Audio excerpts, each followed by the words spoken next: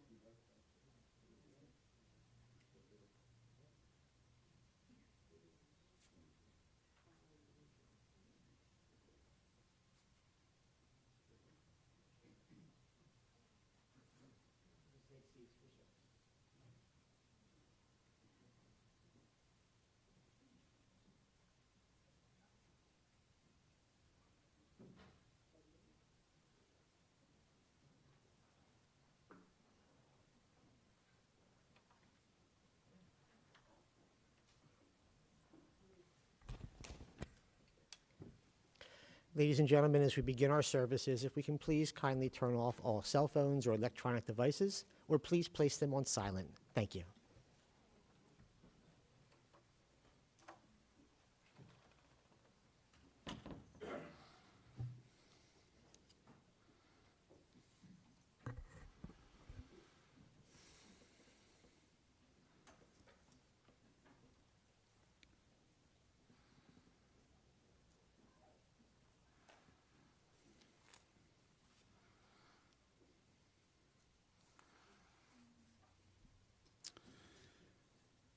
Kirachem av al banim, richam Adonai al yirei av. As a parent has compassion for their children, Adonai has compassion for those who show reverence. God knows how we are fashioned. God remembers that we are dust. The days of mortals are like grass. We flourish as the flowers of the field. A wind passes over us and we are no more. But Adonai's compassion is everlasting. God's kindness to children's children endures age after age, unchanging.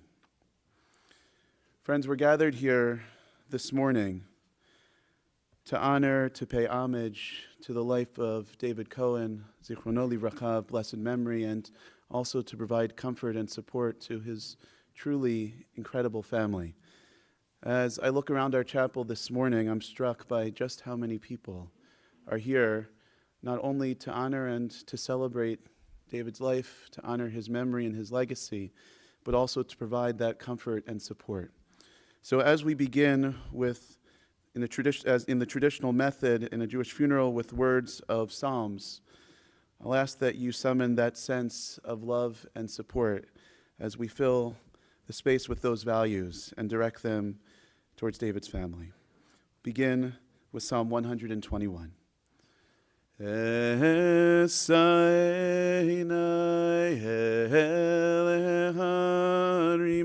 Me'ayin yavo ezri esainai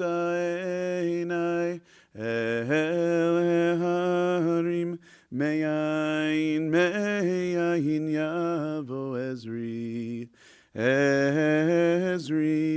me'im Adonai Ose Shamayim Varetz Ezri Me'im Adonai Ose Shamayim Varetz Al yitain lamot raglecha, al yanuhum shomerecha, hine lo yanum velo yishan, shomer Yisrael, Adonai shomerecha, Adonai tzilcha, al yad yeminecha, yomam hashemesh lo yakecha, ve'yareach balayla, Adonai yishmorcha mikol ra, Yishmor et nafshecha, Adonai yishmor tzeit chavoecha, me'ata ve'ad olam. I lift up my eyes to the mountains, from where will my help come? My help comes from Adonai, maker of heaven and earth. God will not let your foot give way, your guardian will not slumber. The guardian of Israel neither slumbers nor sleeps. God is your protection, a guardian at your right hand. By day the sun will not strike you, nor the moon by night. Adonai will guard you from all harm, and will guard your soul. Adonai guards your going and coming, now and forever. Mizmor LeDavid, Adonai ro'i lo echsar, binodesha yarbitzeni al mei menuchot yinahaleni, nafshi yeshovev, yancheni b'maglei tzedek leman shemo, gam ki elech begates al mavet, lo irara ki ata imadi, shivtecha umishantecha hema yanachamuni, Taroch lefanai shulchan neged sorarai, dishanta v'shemen roshi kosi revaya. Ach tov v'chesed yerdefuni kol yemei chayai, v'shavti b'veit Adonai, la'orech yamim. Friends, those were the Hebrew words of Psalm 23, also known as the Shepherd's Prayer, a psalm that we turn to in difficult moments such as this one. I'll ask that you join me in the English of Psalm 23. The Lord is my shepherd, I shall not want. He maketh me to lie down in green pastures. He leadeth me beside the still waters. He restoreth my soul. He guideth me in straight paths for his name's sake. Yea, though I walk through the valley of the shadow of death, I will fear no evil, for thou art with me. Thy rod and thy staff, they comfort me. Thou preparest a table before me in the presence of mine enemies. Thou hast anointed my head with oil, my cup runneth over. Surely goodness and mercy shall follow me all the days of my life, and I shall dwell in the house of the Lord forever. Amen. We are currently reading from the book of Devarim, the book of Deuteronomy, which is the fifth and final book of the Torah, as we make our way towards the end of the Hebrew calendar, the Jewish year. But we see that it's already in the first book of the Torah, in the book of Genesis, the book of Breshit, that it's become tradition that when a loved one is lost, it is family that steps forward to offer words of memory and eulogy. And that's exactly what we're going to do now, is we're going to be hearing from David's family, many members of David's family. As first we'll hear from his daughters Holly and Sherry, and then from his 6 granddaughters, Lauren, Jen, Haley, Sarah, Nikki, and Jessica. So we'll start with Holly.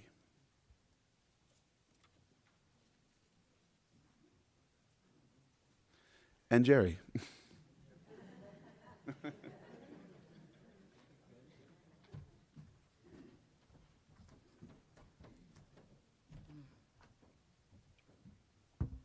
Okay. Oh, there's tissues. Okay. It's funny because I'm actually going to take, I said this morning, I'm going to take some deep breaths because, as Jennifer said, my dad would have called us all wimps if we couldn't do it. Thank you, everyone, for being here. Who, at 61 years old, can happily say that they still live with their parents? And what parents would be proud to say that their 61-year-old daughter still lives with them? During summers, our bedrooms are separated by just 2 flights of stairs. And during the winters, our homes are separated by just a few houses in between. Most children spend their years trying to make their own lives separate from their parents, but not me. We grew closer every year. My dad was my rock, my confidant, my best friend. I can go on forever, but maybe it's simplest to just say that my dad was truly my everything. And when talking about my dad, it wouldn't make sense to start anywhere other than the love he had for my mother. I'm not even sure that any number of words could possibly capture the full universe of their love, but I will try my best. It was 70 years ago that they went on a double date. My mom was with Mark Forstein, and my dad was with somebody else. But by the end of the meal, it was apparent that Mark was no longer going to be with my mom. Barbara was going to be his. My dad spent the next few years from junior high to high school following my mom around, trying to impress her, and finally it worked. They got married at a young age and started their beautiful life together. My dad worked hard during our childhood and became a very successful businessman. But his world was always his family.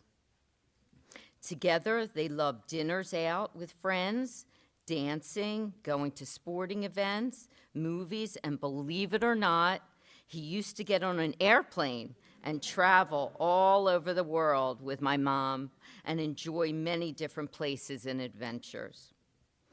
As he grew older, he relied more on my mom. He had to hold her hand every night in bed.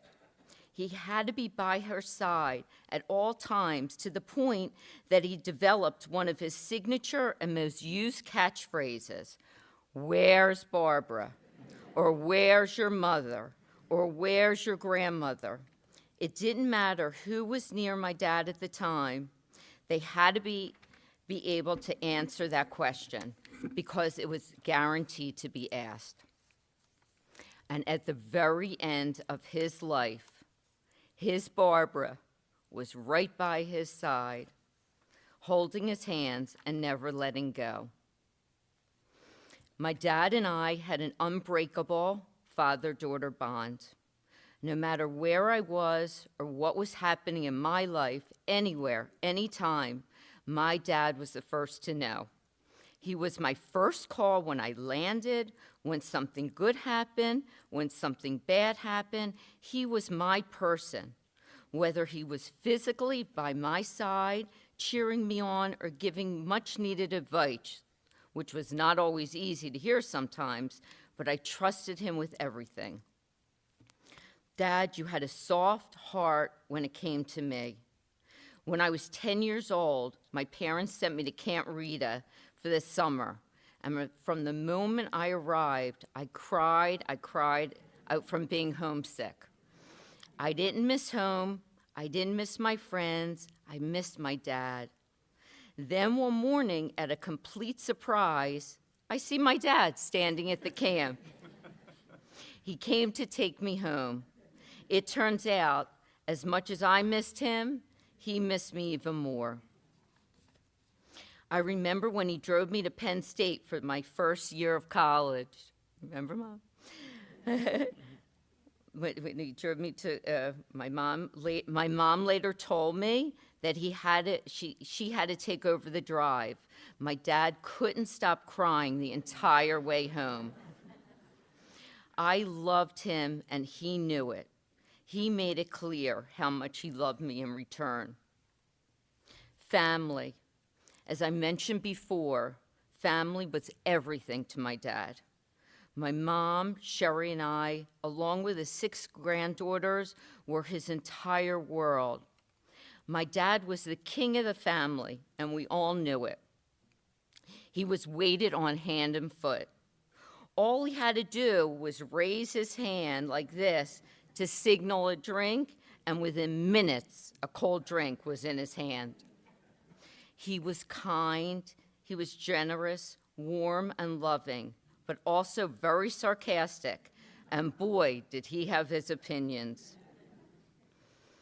It was such a blessing that my girls got to spend their summers with him in Longport and such quality time with him in Florida. But it didn't stop there. FaceTimes, oh my God, the FaceTimes, the phone calls. He was involved in every special moment of their lives, big or small. The relationship he had with my girls was everything. He was so proud of them always. Lauren, Jennifer, and Haley went to him for advice, support, comfort, and most importantly, his never-ending love. Nothing gave me more joy in the world than watching the mutual and infinite love between my girls and their pop. Special doesn't even begin to describe it. And finally, there were boys. My dad now had boys to talk and watch sports with, gamble with, golf with, and most importantly, more people to tease and boss around. Boy, did you have to have thick skin to be in this family. How blessed was he that he ended up having 2 great-grandchildren for the last 2 years that gave him pure joy. He was so excited for all the new babies coming soon. It didn't stop at family. My dad still had so much love and devotion for his friends, many of which were there for a lifetime. As many of you know, 2 of my dad's favorite activities were golf and lunch. For many years, whether down the shore or in Florida, not a week went by without him having a plan to play golf with his friends. When he could no longer play golf, lunch quickly became his favorite activity. Every day, my dad had lunch plans. He had such a support system, such special friends. It speaks to the wonderful man that my dad was, that at the age of 84, he had a wait list of friends trying to take him to lunch. The laughs exchanged, the sarcastic humor, you could always count on my dad to put a smile on your face. If a friend needed anything at all, my dad was there, whether it was guidance, a reference, or money. He did not hesitate. He did what his friends needed when they needed it. But don't worry, he would always find something to tease you about. And no discussion of my dad's friends would be complete without mentioning his best friend, my husband Jerry, and Haley. Jerry was his best friend, his chef, his personal advisor, his favorite lunch partner. Besides my mom, he felt the most secure with Jerry. Where's Jerry? Where's my French toast? What's for dinner? Why does he have to go to Florida? Are questions you would hear all the time in our house.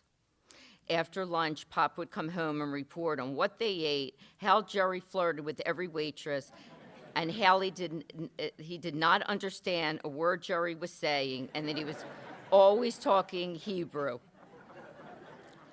But it was always special between the two of them. Jerry hugged and told my dad continuously how much he loved him. I am forever grateful for their strong bond of love and friendship. When I was a little girl, my dad used to refer to me as my Woo. In later years, I was referred to as my Holly. Always said, my Holly, my Holly. And he was always my dad. I knew how much he loved me, and he knew how much I loved him. I'm going to miss you, Dad. I'm going to miss you with all my heart. Thank you.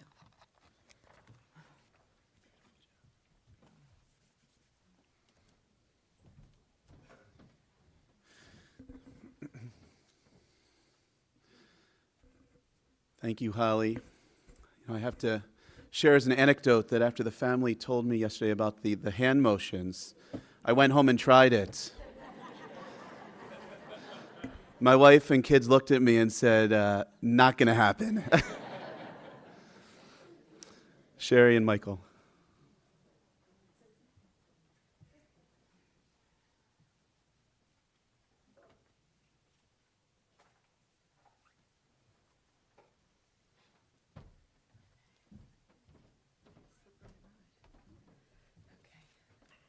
I'm going to take your advice, Holly, and take a deep breath. Deep breath. Okay. Wow, there's so many of you. Okay. I'd like to tell you a little bit about my father as his daughter. I say a little because our relationship and his impact was so deep, it would take way too long. He was always on my side when someone did me wrong. Only one time do I ever remember him being really mad at me. I said the F word in my playhouse, and he wanted to wash my mouth out with soap. Of course he didn't. Growing up, I was very sensitive with my father, and anyone who knows my dad knows you need a slightly thicker skin to be around him. I'd cry if I did anything that would upset him. I actually cried if he looked at me wrong. Luckily, I got over that at an early age, and we built the most wonderful daddy-daughter bond. He spoiled me. He bought me a 280ZX when I was just 16. But on the other hand, he'd complain that I ordered the most expensive thing on the menu when out for family dinners. My father was a sharp businessman with great success. He is the epitome of the American dream. He started with nothing. He could not ride a bicycle because he could not afford a bicycle. He started his work life as a salesman for Johnson's Wax, where he bided his time until he found his calling. That calling was starting a company called Transcriptions Limited from a card table in his kitchen. The business took the tape recordings from doctors' offices and transcribed them onto physical paper. It grew to hundreds of transcriptionists working around the clock, typing out 15-letter medical words, and dozens of drivers picking up the doctor's tape recordings and delivering the finished physical reports. As time went on, proprietary technology added efficiency to the process. The business grew nationwide and was sold to MedQuest, then to Philips. My father ran the company for several years, became the chairman of the board prior to retiring. He won Entrepreneur of the Year from Ernst & Young and received many prestigious awards along the way, including ringing the NASDAQ bell. My mother was ready to put all these awards and trophies in the closet, but Michael kept them out of hiding and built my dad a shrine on the garage wall. Come to our home on any given day, you'd see my father watching a sporting event with scratches of paper next to him. The scratches of paper were bets he placed with his longtime bookie, Pickles. My dad loved sports, and he loved action on every game. Growing up, he had season's tickets to the Phillies, the Eagles, 76ers, and the Flyers. He owned racehorses and loved watching them run. My father, an absolute sports nut. As a kid, I loved going to the games and racetrack with him. When he bought in Florida, he kept his precious Eagles tickets so his growing family could use them and enjoy. Playing golf was a game my dad loved. I'm sure he did plenty of gambling on the course, too. Golfing has become mine and Michael's new sport, and my dad wasn't able to play recently, but he always asked about our scores. I wish he could have come on the course with me, but nevertheless, he loved hearing all the details. He was proud of us for so many little things. But what he was most proud of is us raising the three most incredible, amazing kids. My dad had a harem of women doting on him. My girls, Sarah, Nikki, and Jessica, and Holly's girls, Lauren, Jennifer, and Haley. The 6 girls are super close and always put a smile on my dad's face. My parents bought homes in Florida and Longport, big enough for all of us to spend time together. He took us on cruises, Disney trips, and the islands. It was always amazing. He cherished family time. My dad loved Michael as his son. He was so proud of him, especially that he made his baby so happy. They loved talking business, politics, just catching up. Lots of banter. My dad sounds like a saint, but let me tell you, he can also be a big pain in the ass. He loved to tease. He could get grumpy and very stubborn. When I first started to write this eulogy, I was thinking maybe it should be a roast. When he was asked to do a toast at the girls' weddings or to friend's birthday, we'd be scared of what he'd say. He would never stay on script. He was so shocking, it was funny. You need thick skin to hear it, but no, it was always out of love. I used to describe my dad as a big bear because of his huge presence and a teddy bear at heart. He was very caring, sensitive, and extremely generous. He was always the one who friends and family would go to seek assistance, whether financially or emotionally.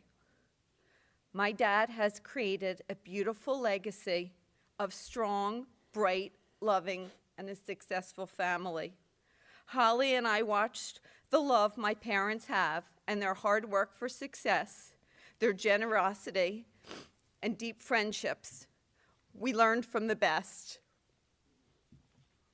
He was an avid reader and would sit in the sun with a book for hours. He'd have to hide from my mom because she was tired of trips to the dermatologist. He loved cinnamon buns with raisins, donuts, cinnamon raisin cookies, and vanilla ice cream. He loved to dance, loved to sing his 50 songs. I Love You, Baby was his favorite. My dad showed equal and abundant love for his 6 granddaughters and their husbands.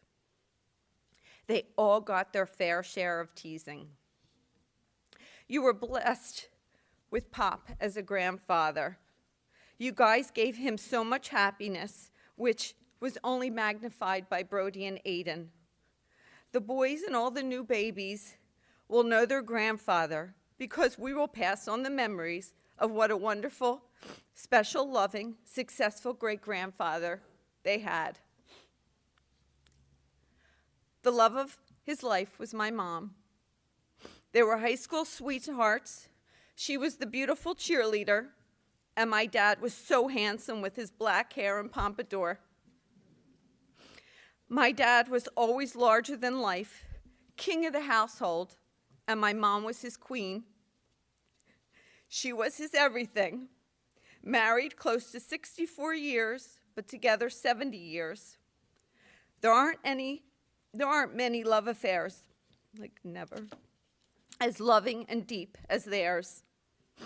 My mom was his last sight as he opened his eyes one last time to see her, giving him peace to pass on.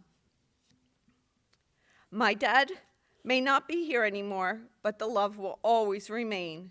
Memories will live in our hearts and stories.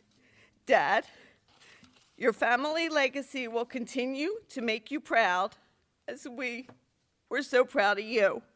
Thank you for being the best, Dad. I love you. So I'd like to elaborate on Sherry's comments that Dave was a teddy bear and a pain in the ass. Let's start with the pain in the ass side.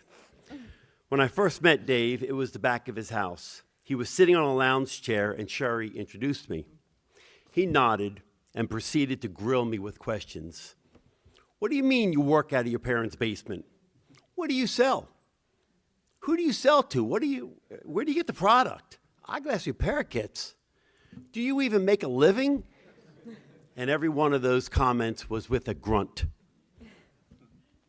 So I left the house that day with Sherry, and I said he didn't like me. His interrogation was strictly to protect his baby, his love of Sherry. So walking into the Cohen home, it was all about Dave. He was the center of attention and had an aura of energy. And I was usually greeted with, "Oh, there's the winner." Or, "What, she didn't let you play golf today?" Or, "She let you wear that?" If he didn't razz you, he didn't like you. And as Sherry said, Dave was also a teddy bear. His love for family was paramount. He was a dedicated friend, always willing to provide financial and emotional support.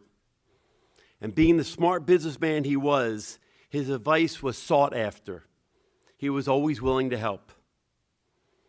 This is a theme you're going to hear throughout these eulogies today and future stories about him in the future. Dave was successful not only in business, but in building a legacy that will live on for generations to come. Even as a tough guy, Dave had a fear of flying.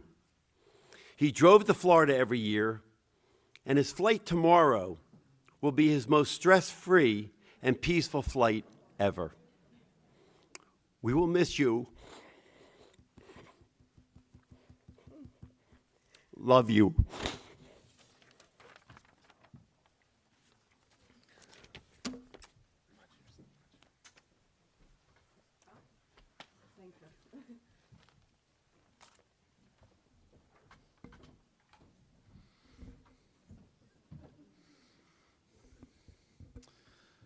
Thank you, Sherry and Michael. And now we're going to hear from Dave's 6 granddaughters, Lauren, Jennifer, Haley, Sarah, Nikki, and Jessica. We're all going to come up together.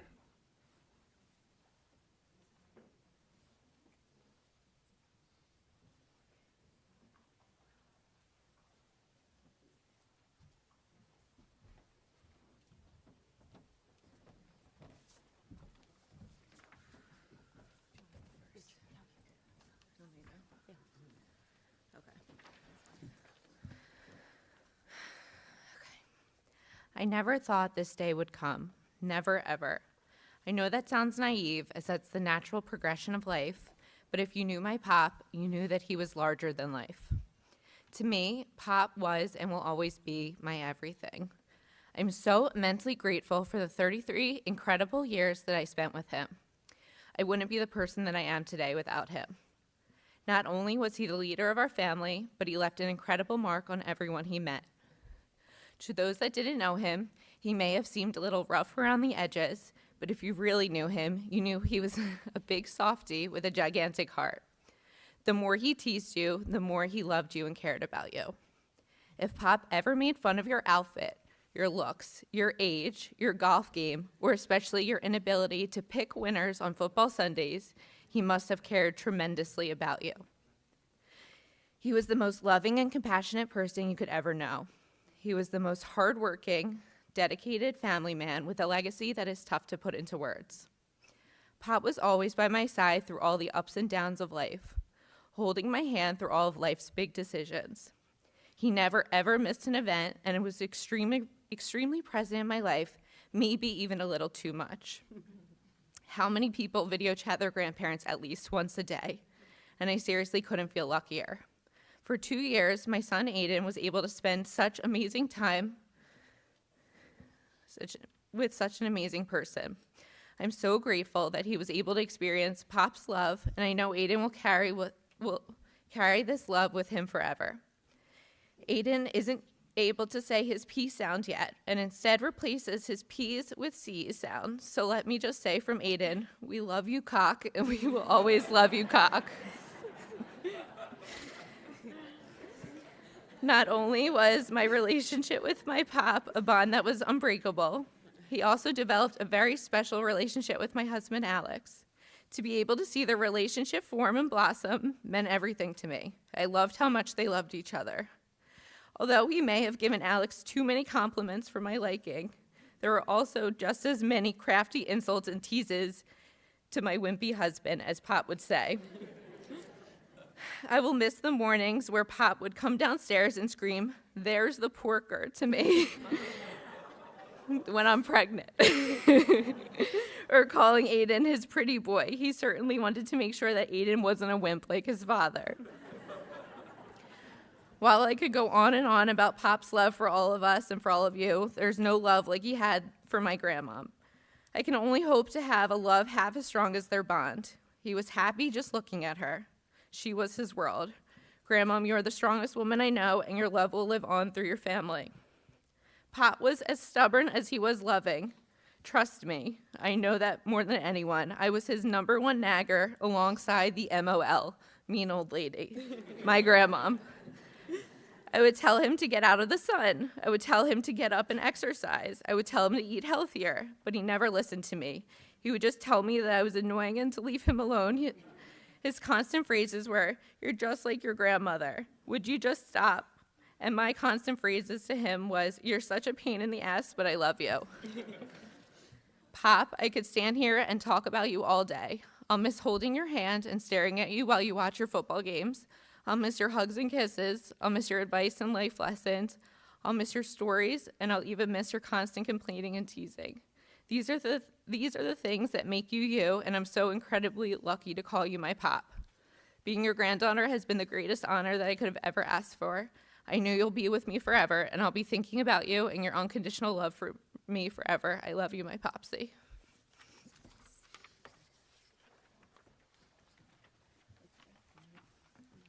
Hi, everyone.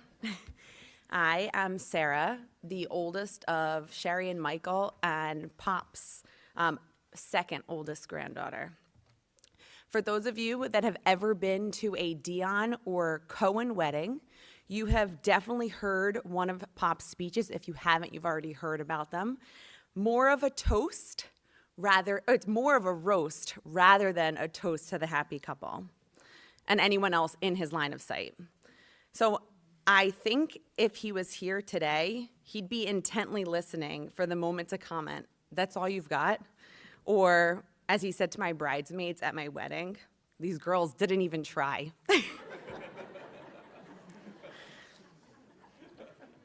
I do think, though, if he looked around, he would be very pleased that the side room had to be opened. Pop always had a zinger to add in. And I loved his really big smile and laugh after he hit you with a good one. Pop, a few months back, we were sitting on the couch, me, you, and Josh, talking about all the things going on at work, and you told us how proud you were of all the business growth we were making. I loved asking you stories about how you started your business. I need to take their advice and take a deep breath. Hold on.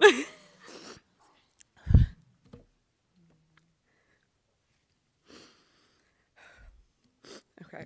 I loved asking you stories about all your stories from business. And you always had us cracking up.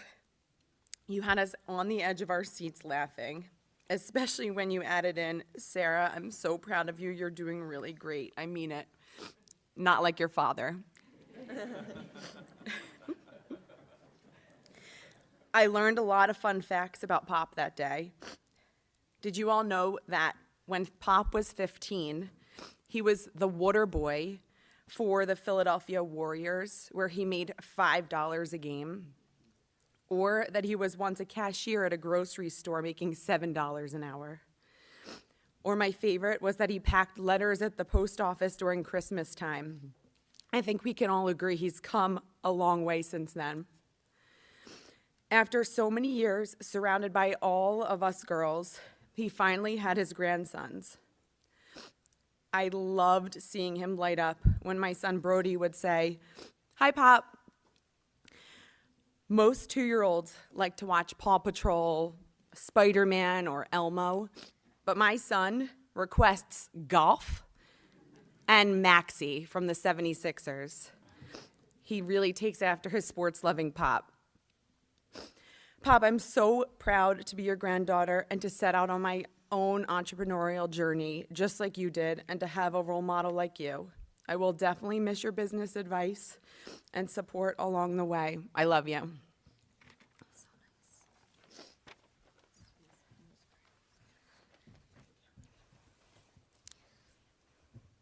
Pop, there are not enough words or time in the day to explain how much you meant to me. You were everything to me. The relationship we shared and the bond that we had was my absolute favorite. You gave me the best advice, always led me down the right path, and you were brutally honest with me even when I did not want to hear it. The relationship that you and Grandmom shared is the perfect example of what Dave and I will strive to share for the rest of our lives. I loved watching the way you looked at Grandmom like she was the only girl in the room. Your love story with Grandma meant everything to me. You set the perfect example. The relationship you share with my mom is something that will be ingrained in my head and heart forever. How lucky am I to be able to see the most special relationship flourish year after year. There is so much of you that I see in my mom, and that right there provides me with the comfort that you're still here and you'll always be with us. The way you two understood each other on a level that no one else ever came close to. You were each other's happiness. The father and daughter relationship every single person strives to have.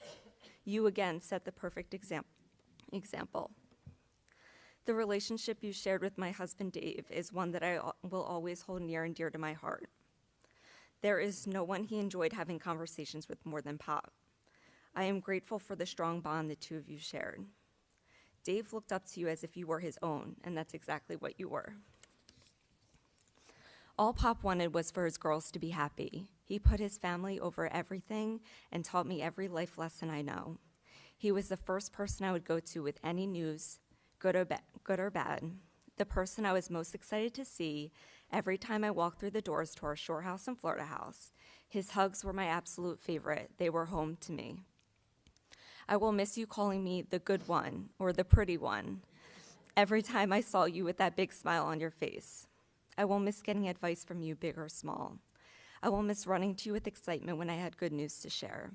I will miss watching you and Dave have conversations about work or life while simultaneously making fun of him. I will miss you in every new chapter of my life, and I know that you will always be with me.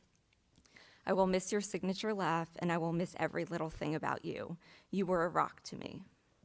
The last conversation you and I had was one that was so special to me, one that I will always remember. I can't wait to tell my future children about their great-grandfather and everything I adored about him and all the special memories that we shared. I will never stop telling them stories about you. I know what I know because of you. I am who I am because of you. You touched every single person you came in contact with. You will always be at the forefront of my mind every day for the rest of my life. You are my everything. I love you more than words could possibly describe, and I will miss you terribly. I love you with all of my heart, always and forever.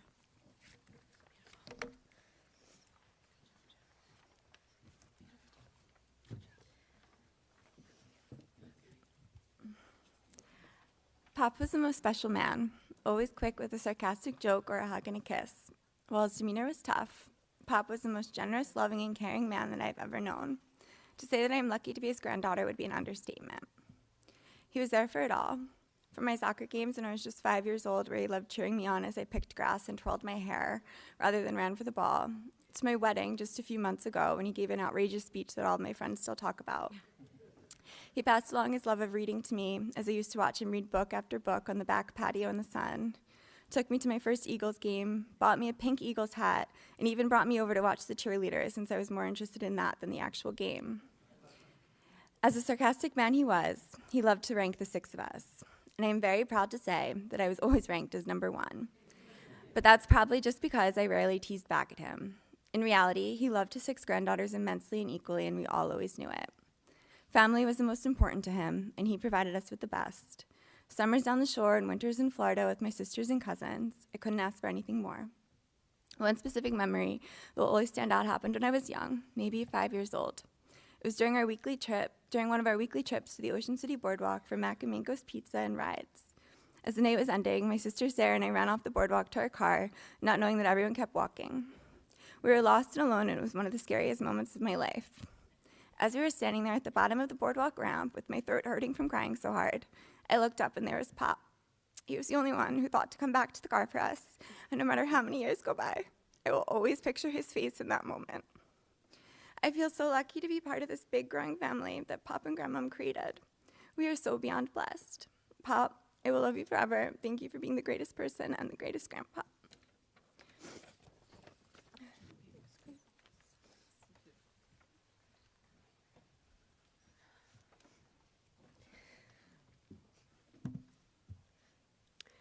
If you've ever spent 5 minutes with me, you know Pop.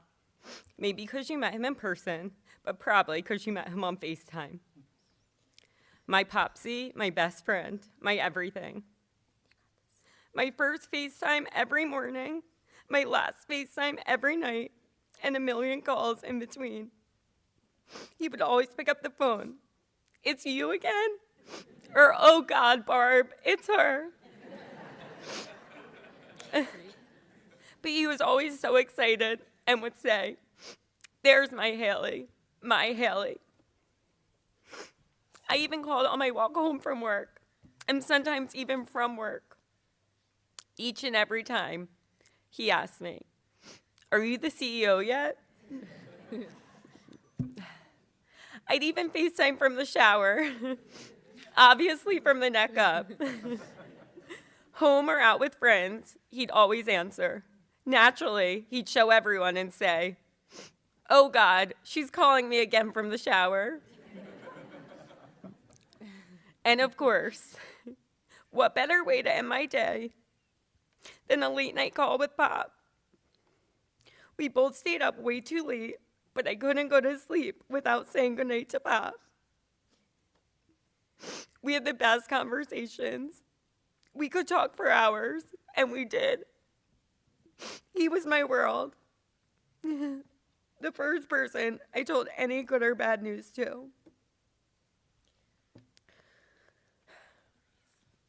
Every weekend in the summer, when we were separated by just a 2-hour drive rather than a 2-hour plane, I'd come down the shore, sprint up the stairs, run up to him, and scream, my Popsy. He always had the biggest smile on his face when he saw me, and no one got a kiss or a hug hello before him. Whenever we were together, nothing else mattered. Oh God, I annoyed him more than anything. The amount of times I would say Pop in one day drove him crazy.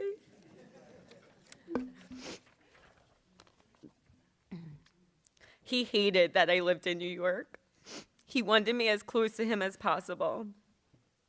He worried when I traveled and didn't understand how I could possibly go to so many places without him and hold down a job. He always told me, quit your job and come work for him. He just wanted me to be with him, always. I was his manicurist. I would do his nails every 2 weeks. The whole time while I did his nails, he would tell me how wonderful I was. He told everyone, Haley did my nails. Haley did my nails. And sometimes I would even do his toes. Oh boy, if that doesn't show you how much I loved him. When I traveled, he always wanted to know what I got him. So I always made sure to get him a present and to have donuts delivered to his house, just so he knew that no matter how far I went, he was always with me, and I was always with him. Everything I know about love, I learned from my Pop. Pop loved his girls, and then nothing was more special than getting to watch Pop with his great-grandchildren, Aiden and Brody. And Pop loved Grandmomsy so much. So much so that a couple weeks ago, I went so far as to ask if either of them had ever been with another person. I had no filter, just like him. So much of the love and respect I saw in my grandparents' marriage has laid the foundation for my own relationship. And thank God Pop loved Evan. They hit it off from the start, even though Evan's a New York sports fan. And while I first thought just having Pop's approval meant everything, watching Evan and Pop become best friends was my world. As I ended every call with him, every FaceTime, every time I left him, Pop, I love you more than life itself. I love you more than I love myself. I love you more than Evan.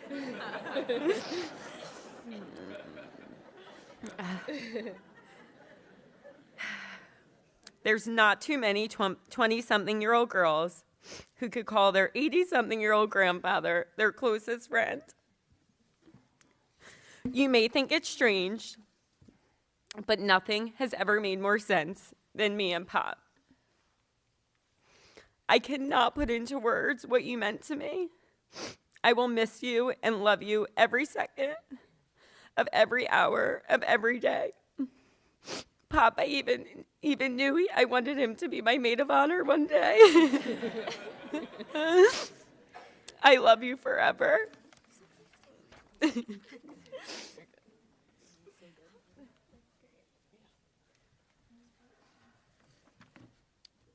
Last but not least, the youngest of the six. Okay. Pop had so many successes in his life. One of my favorites was of him and his racehorses. I will never forget the time my mom and I were on our way. I need to take your advice. On our way to see Coco race. I also forgot my glasses. I must have been about 7 years old.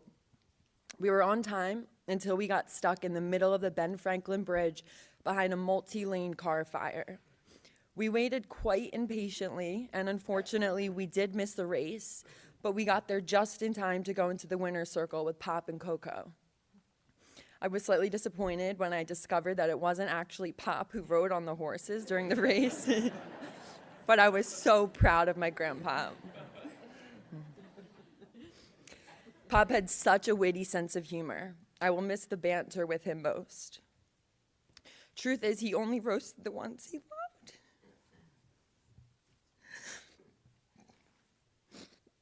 So I took each zinger like a warm hug.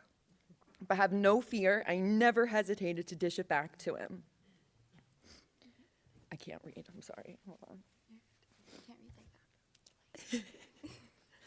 I bet you didn't think I'd be exposing my grandfather at his funeral, but I once saw one of his early report cards, and it definitely was not worthy of the refrigerator. That doesn't matter, though, because he was such a winner in every other aspect of his life, and he had all the accolades to prove it. I remember when he taught us the Eagles fight song. We would sing it loud and proud. We'd scream it. I'm not gonna lie, I thought it was his special song at first. Turns out everybody in Philadelphia knew it. Nonetheless, I'm so proud to have learned it from him, and I do and always will think of him when I sing it. He's always wanted the best for his friends and family, constantly giving life lessons, advice, anything to help us be as successful as him. I will always cherish these conversations and channel Pop in my future decisions. There's no confusion as to why this room is filled to the brim, second room too, with people who love and care about Pop. I will forever be grateful to be part of Pop's legacy. I love you so much, Poopski. Stay peachy.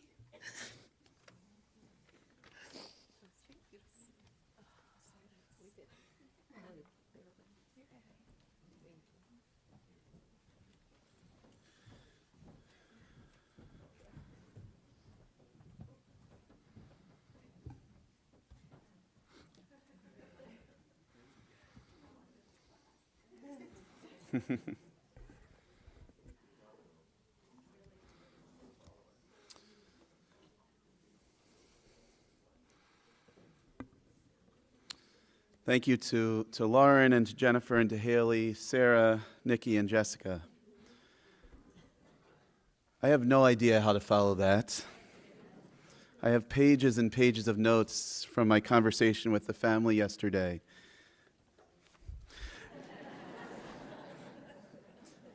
They just said it all way better than I could. But I'm going to try to piece this all together, these beautiful memories, and to also put it into a Jewish context as well. And I'll take the 8 pages that I wrote and I'll deliver it in 4, I promise. In just a little over a week, we'll begin the Hebrew month of Elul, the month that immediately precedes the High Holy Days. That means that Rosh Hashanah is 5 weeks away, but who's counting? On Rosh Hashanah, we repeatedly recite a prayer for life. Kotvenu b'sefer hachayim. Inscribe us in the book of life. Zochrenu lechayim. Remember us for life.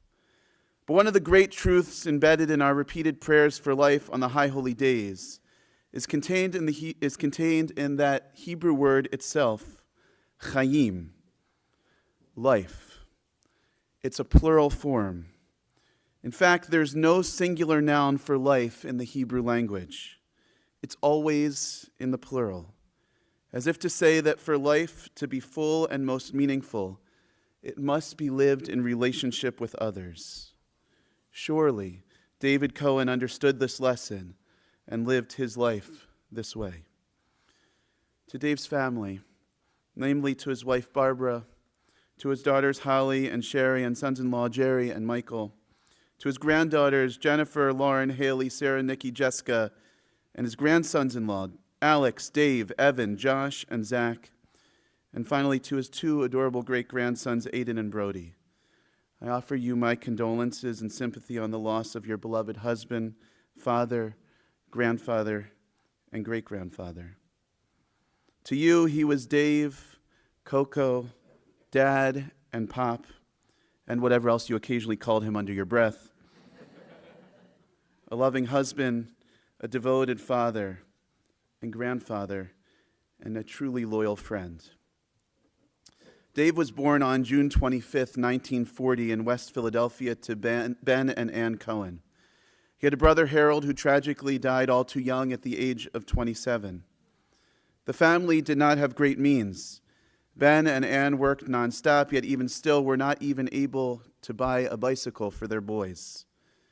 Nevertheless, Dave grew up in a home full of love and spent much of his free time playing in schoolyards and learning at a very young age how to gamble, a passion that he would hold on to for the rest of his life. Dave attended West Philly High School, and it was there that he met his beloved Barbara. She was only 14 years old and he was 15 and a half. We heard about how they met on that fated double date. And as they say, the rest is history. They were married 7 years later on November 23rd, 1961. You know, when a couple stands together under the chuppah to get married, we recite Sheva Brachot, 7 blessings of joy. In 2 of these blessings, we pray that the couple become Re'im Ahuvim, beloved companions. Dave and Barbara were certainly beloved companions, blessed with 63 years of marriage, and together for a total of 70 years. They celebrated their anniversary each year on Thanksgiving, which certainly seems appropriate given the gratitude and love that they had for one another over all of those years. They were a pair in all that they did. Their marriage was simply a love affair. Dave always wanted to be by your side, Barbara. You were Dave's queen, and together you created a beautiful and loving family. Re'im Ahuvim, loving companions. Chaim, life, in the plural. Dave attended night school at Temple University as he worked his way through college. And while he started as a salesman, we heard and we know of his incredible success as a businessman, creating his medical transcription company, originally known as Transcriptions Limited, and eventually bought out by Medquist and Philips, where he became the chairman of the board and CEO. As he rang that NASDAQ bell, he beamed with pride, a totally self-made man. As Barbara told me, quote, "We really appreciated everything and didn't expect to accomplish, live, and enjoy the way that we did." Dave worked hard, and he played hard as well. He certainly had his passions, which we've heard about, including being an avid Philadelphia sports fan and quite the gambler. Dave loved his ponies. Horse racing, after all, is the sport of kings, and we all know that David was the king.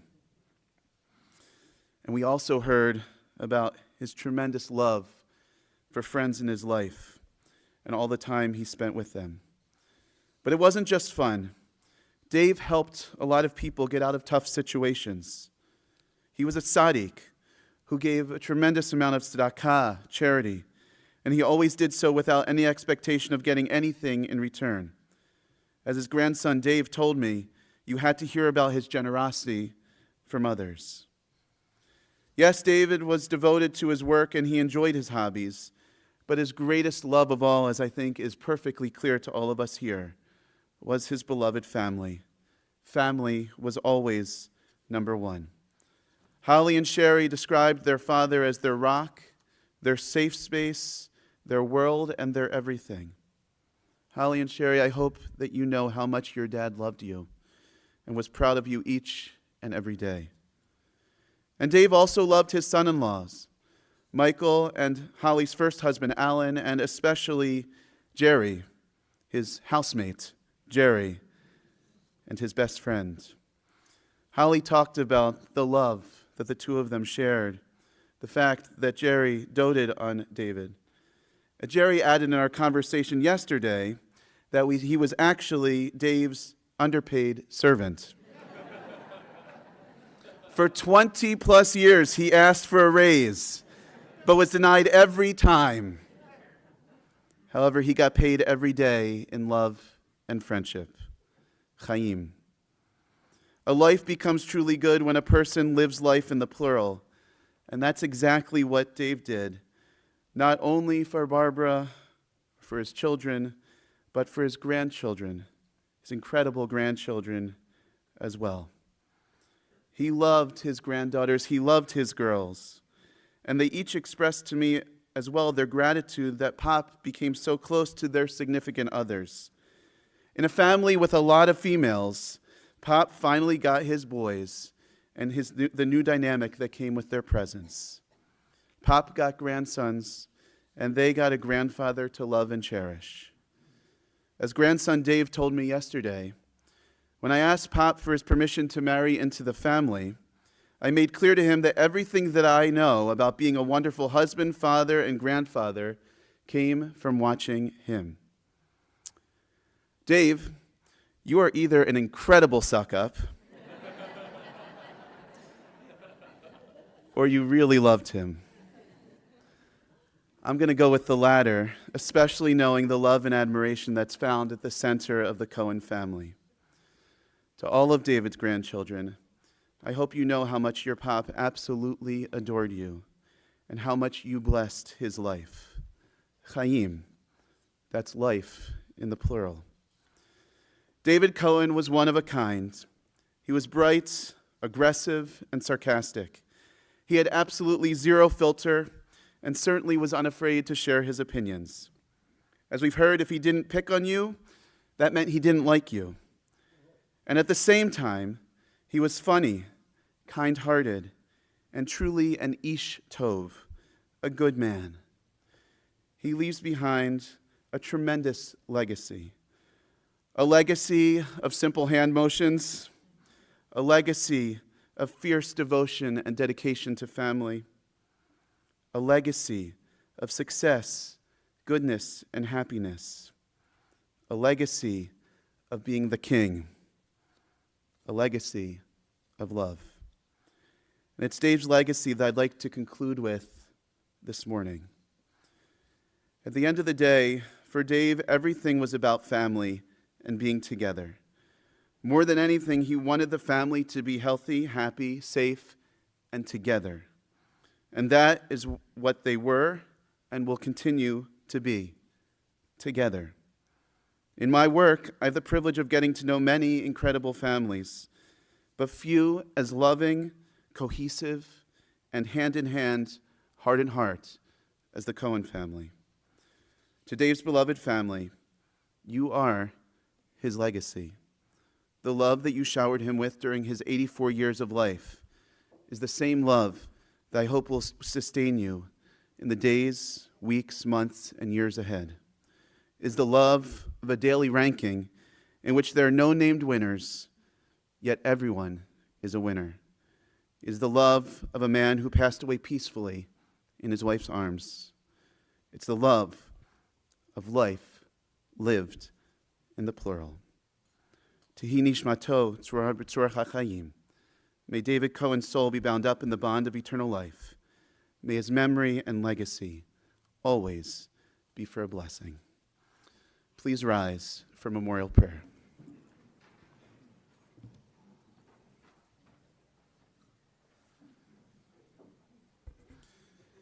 El malei rachamim, shocheinu b'maromim, hamitzei menucha nechona, tachat kanfei hashchina, b'malot kiddushim u'teorim, kezohar harakia mazhirim, et nishmat David ben Benjamin Va'an, Shahalach li'olamo, Began Eden, Tehei menuchato, Ahana, Bala Rachamim, Hastireu b'seter kenafecha li'olamim, Utzrur b'tzrur ha'chayim, Et nishmato, Adonai, Hu nachalato, V'yanuach b'shalom al mishkavo, v'nomar Amen. Exalted, compassionate God, grant infinite rest in your sheltering presence among the holy and the pure, to the soul of David Cohen who has gone to his eternal home. Merciful One, we ask that our loved one find perfect peace in your eternal embrace. May his soul be bound up in the bond of life. May he rest in peace. And let us all say, Amen. You may be seated. Friends, following the conclusion of our service here in the chapel, the Cohen family will be returning to Longport for a celebration of David's life at the family home located at 2200 Atlantic Avenue. Everyone is invited, and guests are welcome until 7 p.m.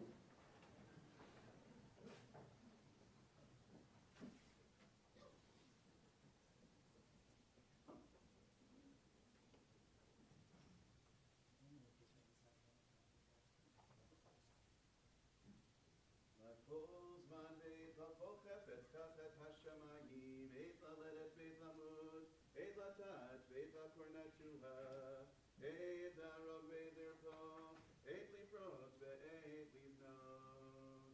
The season is set for everything, a time for every experience under heaven, a time to be born and a time to die, a time for planting and a time for uprooting, a time for hurting and a time for healing, a time for tearing down and a time for building up. Eit livkot ve'eit lischot, eit tzipor ve'eit rikot, eit lashlich avanim, ve'eit kenos avanim, eit lechavek ve'eit yirkot mechavek. A time for weeping and a time for laughing, a time for crying and a time for dancing, a time for throwing stones and a time for gathering, a time for embracing and a time for refraining. Eit levakesh ve'eit lavet, eit lishmor ve'eit lehashliv, eit likro ve'eit lehakor, eit lachashot ve'eit ledaber.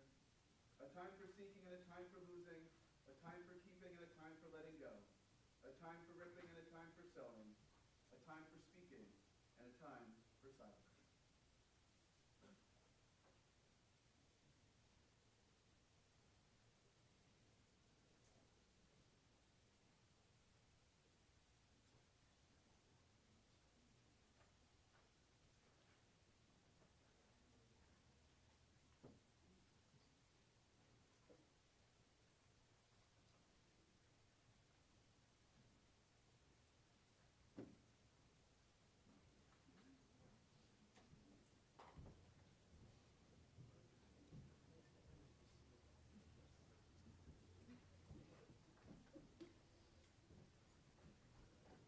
You may be seated.